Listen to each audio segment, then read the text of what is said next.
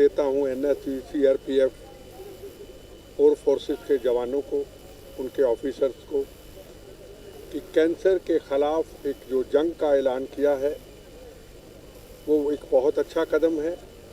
हमें अवेयरनेस होनी चाहिए और पूरे देश में, पूरी दुनिया में एक अवेयरनेस पैदा करनी है कि कैंसर कितनी बुरी और ख़तरनाक बीमारी है, हमें किन किन चीज़ों का ध्यान रखना है। आज सब फोर्सेस के हमारे बहादुर जवानों ने इसकी शपथ भी ली है और साथ में आतंकवाद के ख़िलाफ़ एक जंग का ऐलान किया है। आतंकवाद भारत से काफ़ी मुक्त हो चुका है, हमने और मुक्त करना है। इसी चीज़ के लिए मैं आप सबको मुबारकबाद देता हूँ। वंदे मातरम, जय हिंद। और किस तरह का प्रयास है? आज हमने कोच भी दिया, बहुत सुबह बहुत से लोग यहाँ पर हाजिर हुए। Very good morning to coach, very बहुत अच्छा लग रहा था। तो किस तरह के प्रयास हो रहे हैं? बहुत आगे और काम करा।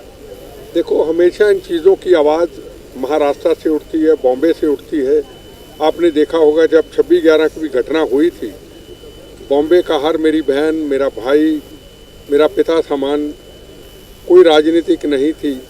अटैक के तीसरे दिन लाखों की तादाद में गेट ऑफ इंडिया इकट्ठे हुए थे। बॉम्बे एक ऐसी जगह है जहां पूरे देश का, हर दुनिया का हर व्यक्ति यहां पे रहता है और यहां उसके अंदर एक अवेयरनेस है। और यहां भी जो भी अवेयरनेस, चाहे आतंकवाद के ख़िलाफ़ हो, चाहे नार्को टेररिज्म के ख़िलाफ़ हो, वानखेड़े जी हमारे सामने जिन्होंने बहुत बड़ी जंग अभी भी लड़ रहे हैं, युवाओं को बचा रहे हैं। तो यहाँ से जो शुरुआत होती है वो कहीं ना कहीं कामयाबी का मंजिल ज़रूर पूरे हिंदुस्तान में, दुनिया में पहनाती है और इसकी जज्बा यहीं से शुरू होता है।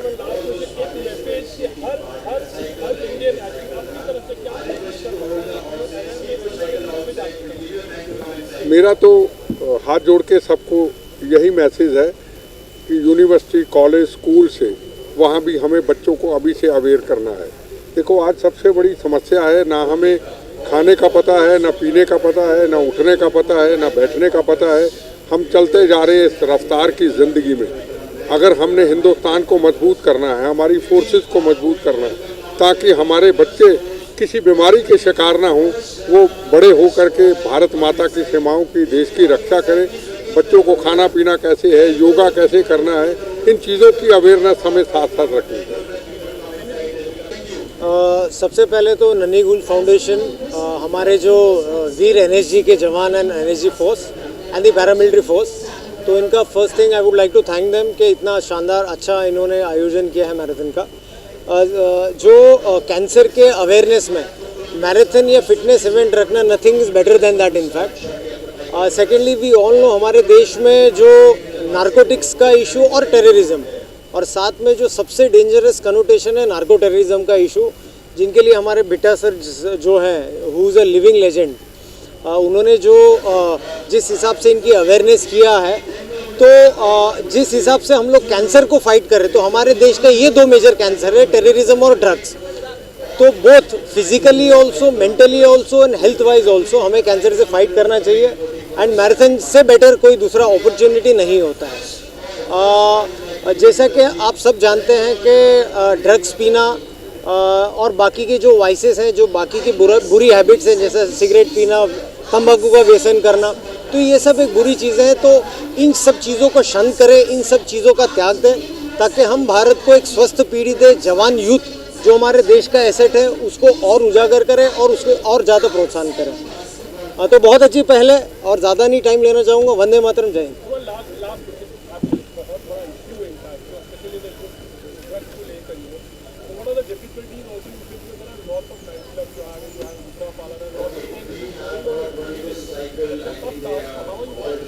देखिए, ये जैसा कि it is a very very major issue आज के टाइम पे हमारे देश के सामने। मैंने पहले भी कहा है, नार्कोटिक्स एंड टेररिज्म, एंड ये इतना फैल चुका है स्पेशली मेट्रोपॉलिटन सिटीज़ में।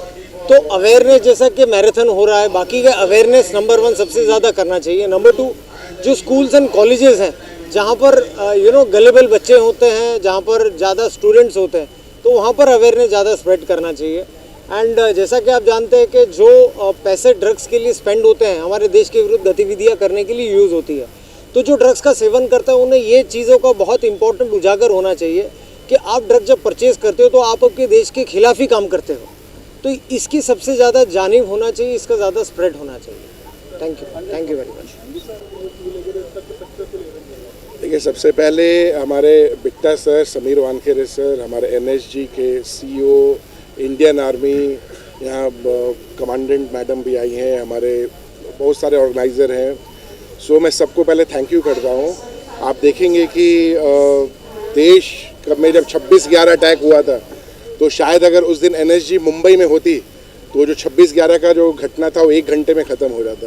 और हमें बहुत गर्व होता है कि हम किसी भी इवेंट में जो अपने साथ एनएसजी के लोगों को देखते हैं तो हमें बहुत गर्व महसूस होता है। जैसा सर ने एंटी टेररिज्म और वानखेड़े सर ने एंटी ड्रग्स का शपथ दिलाया है, ये यूथ के फ्यूचर के लिए बहुत ज़रूरी है और ये हम लोग का एक छोटा सा प्रयास है। आप देखेंगे हम लोगों ने G20 को इससे जोड़ा है।